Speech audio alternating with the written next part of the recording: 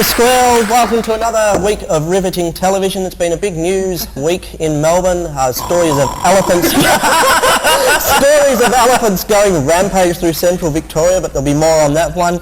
John Howard announcing his GST package and how much money they're going to spend on it. But such an exciting man, isn't he? He is. Everything he says, oh, more. And handsome. Handsome or handsome? Handsome. Oh, handsome. okay. Handsome. Well, joining us tonight, the Squealers. We have, after their tremendous shopping tour of Western Town and all those other places and beyond, supporting Jeffrey Archer, Puffo and Lezo the Clown. Well, Hi, it's nice to be here. He's such a lovely man, Jeffrey, too, isn't he? Jeffrey Archer. I was really pleased we got that gig. That was fabulous. It's warm and caring now. We have as many copies of his book as we want. Which is so many. And the spokesman for Hallmark Cards after last week's remark, welcome Trevor. It's great. I'd like to thank you for giving me a second chance, Rohan, and I won't let the viewers down. I thought I was watching the wrong show there, but never mind. And Australia's number If you're watching one... this, believe me, you are watching the wrong show. No, we're not watching Equals this week. Australia's number one Xena fan, Gillian Bartlett. How are you this week? Well, once again, I'm missing Xena, but apart from that, I'm fine and dandy, thank you. Haven't you heard of a VCR? You're not missing her. She's always with you. I miss her, believe Wherever me. you go, she's always with you. I'm always in the Xenaverse. Well, Jerry Seinfeld was back in the news this week with a quite remark. John, you're picking this one up. Start with. Oh, you're really careful with this one, no. Jerry Seinfeld apparently started doing his tour in Broadway, and he started off by mentioning that Melbourne might be the anus of the world, which I think apparently that was one of the things that Jeffrey Kennett was after, wasn't it? Melbourne, anus of the world. Anus of the world. That's one of the choices for the license plate numbers, I understand. But I just think that's the other thing is that the age the age is our sophisticated newspaper, so you can see them to try to whack the word anal in as much as they can. Analyses our city. Yes, but you can tell that it's not the Herald Sun because they'd have to sort of put A-N-U-L so that you get the anus. But they'd have to highlight it. You put, look over here, the word anal. And put a picture with it too. I think well, there is a picture, but I think this is interesting that he's apparently very upset with Melbourne. So I just wanted to share my personal reason why I think he's upset is that apparently Mario's, the cafe on a certain well-known cafe strip in Fitzroy, since we're apparently not allowed to name street names on this program anymore, starts with a B, rhymes with Brunswick.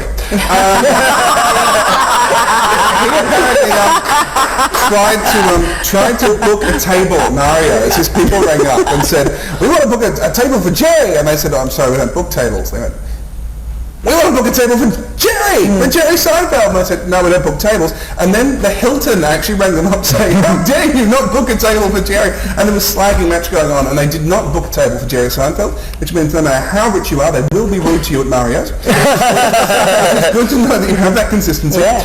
And I like that they've actually been promoting themselves now on the idea of where the cafe that Jerry Seinfeld didn't go to. We're the fish that John West rejects. But no, he's called it the anus of the world, and I think that's interesting because it places, Grollo's determination, it places giant erection here in a whole different light than mine. But I'm upset. Everyone's going, Melbourne's the anus of the world, Fred. But I disagree. I'm over celebrities coming to this town and running it down because, that's Jeff Kennett's job. I want to know what the context was. I've seen some jolly, cute rear ends, to be honest. I don't know. Definitely. Maybe he meant it in a good way. Yeah. That's what I'm saying. Maybe he meant in a good way that we. In a loving way. Because in many ways that could be construed as a really positive and a good thing to say. Does that make Adelaide the the bum cheek of the world. Sydney, the clitoris. And of course, all the articles have mentioned the famous Ava Gardner quote about Melbourne being the place to film the end of the world, which of course she never said. Apparently Neil Gillett has now admitted that he actually made that up in a Herald Sun report from the yes, Neil Gillett, yes, Neil Gillett, the famous film critic for The Age. And anyway, if anyone knows who he is, it's probably quite interesting. Yeah. We did say it was an interesting weekend. Well, also making a big impact around the state this week was Ginny the elephant. Now, Gillian, I believe it's going to talk about... Come on down, Ginny. It's been puntastic. It's been very funny. I loved it. I mean, I think there was a bit of an overkill, and John's probably got some really good examples of the way the media treated it. But I thought it got all a bit Enid Blytonish for a while there, with the circus and Ginny's shenanigans. And there was a beautiful quote in the Sun on Thursday when they sort of showed you all the steps to try to find her, and I thought they were rather blundery. But anyway, the first clue apparently to Ginny's whereabouts came about 3 a.m. when Dorothy Smith heard a commotion. I went out the back and sang out, "Ginny!" and an elephant trumpeted back, she said. But it might not have been the right elephant, because apparently it could have been, a completely different elephant. Could have been a train horn. Because the police weren't allowed to issue descriptions based on its ethnicity. Because apparently there are only 4 categories. There's Aboriginal, Caucasian, Asian or other. So they couldn't say it was an African elephant or an Indian elephant. It was another elephant. Yes, and it was rather disconcerting for me, in fact, because I thought that if the police actually needed a definite description of the elephant in order to find it, then That's a concern. are you the elephant in question? I like the thoroughness, because they go, well, there's an elephant, but is it an Indian or an African elephant? You Does weren't it allowed match to- the one we're after? And you're not allowed to ask it either. You No. can't say, are you African or Indian? You're so anyway, sir. About your business. Actually, we have the cover of The Age here from when this happened. Now I'm going over to you, I think, over there. And the thing I wanted to point out was the beautiful use of puns. The Age tried to fit, I think, 700 into their article, thus beating the Herald Sun. But anyway, trunk and disorderly, tusk, you sure have a hide, you Dumbo. It was always these things like, Ginny packed her trunk and said goodbye. It was just terrible. And this is the same week where there was 2 reports on both Today Tonight and The Current Affair at the same time. They both ran the kind of story about the elephant running away. And in the same week, Current Affairs ratings have been going down, and they had an interview with Ray Martin, and they said, "Why do you think your ratings are going down?" And he said, "Because people are tired of the news." There's not enough elephants. Yes, they're shifting to non-news things like Neighbours, apparently, and things. So Current Affair is shifting to non-news. Yes. Kind of like Darth Vader deciding to shift to evil. What is your Darth Vader obsession, by the way? I write on Darth 2 weeks running. Yes, you have. Will you be a big fan of Star Wars as a kiddie? Actually, I was reading somewhere that some canny filmmaker has made a film of all the outtakes from Star Wars. Like this Star Wars obsessive. When Luke's parents get killed, and that doesn't happen on the camera. That happens in the backstory. He's filmed the scene where they get killed. For the purpose of... For his own amusement, apparently. Okay. Crime not being enough. Well, obviously for his amusement, not ours.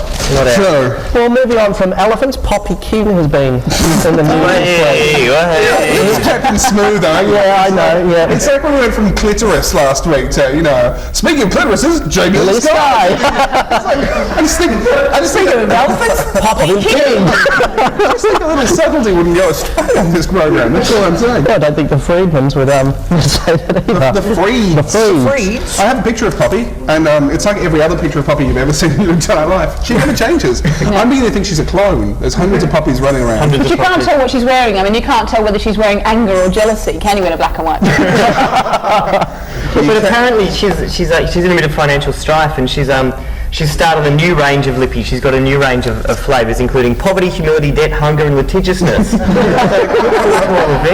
I'll tell you funny enough, I've actually went on to have a big press conference to basically say, I made a business decision as a businesswoman, I'm not happy with it, please give me your sympathy. And it was like, sorry, Poppy, I don't really give a hang on, we'll discuss this. We're allowed a certain number of fucks, aren't we? Good one. Just preparing my mother for when she comes in a couple of weeks' Is time. anyone doing the fuck count tonight? Well, we've had 3. That's 3 so far. We're around 12 in the 45 minutes, is that correct? That's right. Yes, definitely allowed the 12. Okay. Looking forward to the further 9.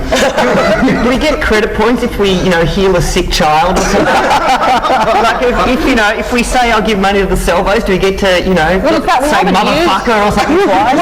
if we haven't used any in all our weeks, then surely that's probably about We've got to stop. This reminds me actually one time when I was on a plane, because I've travelled internationally, okay? This, coincidence of the program, actually on the in-flight movies, I had to watch Die Hard 4 times in a 2-day period, and it was the censored Die Hard. And of course, you could see their lips going clear as day. And my favourite one was when Samuel L. Jackson turned around to Bruce Willis and said, "Flip you, melon farmer." Did you find by the 4th time you were really seeing the subtext and the important backstory? Now, I just want to say, Poppy, either run your business properly or just piss off. I don't care. Do not care. I just hate this fact this woman's going, I'm a businesswoman, and I'm running my own company, and Not I'm very well, in control. apparently. Yes. And then when it goes wrong, she starts crying and going, oh no, it's not, I don't know. I'm Australian for you. She's 38 and she's still the young Australian of the year. Now, Linzi, you're going to talk about the Coles Fairy Florist this week. The Coles, yes, we've spun that on me. It's in MSO. They've actually reported some news this week. Shock horror. In the gossip columns. But this the fairy florist sues Coles because he was sacked because he was gay. Well, he's saying he was sacked because he was gay. And Coles, of course, is saying that he was sacked because he was not coming up to scratch with his work. But what drew my attention to this was... It might be a bit of a challenge being a florist at Coles. Because you see the quality of the usual flow arrangements you get at Coles. Someone's come back and has gone, not enough jip. No, you're out, buddy. Forget it. This thing's not limp enough. I'll handle it with you. Well, anyway, his boss said to him after he came back from the Mardi Gras, his boss allegedly remarked, "That will teach you to get fucked all around Sydney." And I just think that's the most heaven. Maybe they're just missing a comma.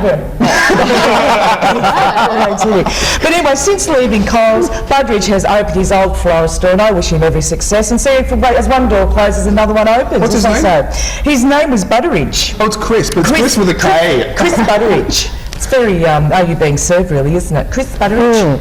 So anyway, that's my little story from MSO. And of course, we still haven't got an athlete on the front page. We've seen the choir. Well, they were competing. Are they? Yeah. What are they competing in? Well, voice throwing. Oh, voice throwing.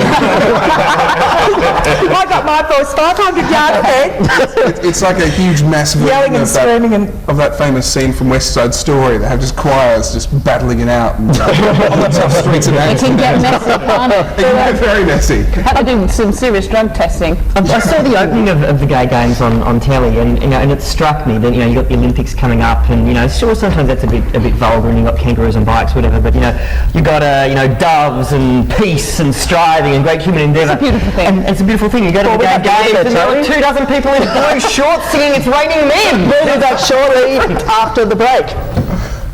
That's it. Clap now.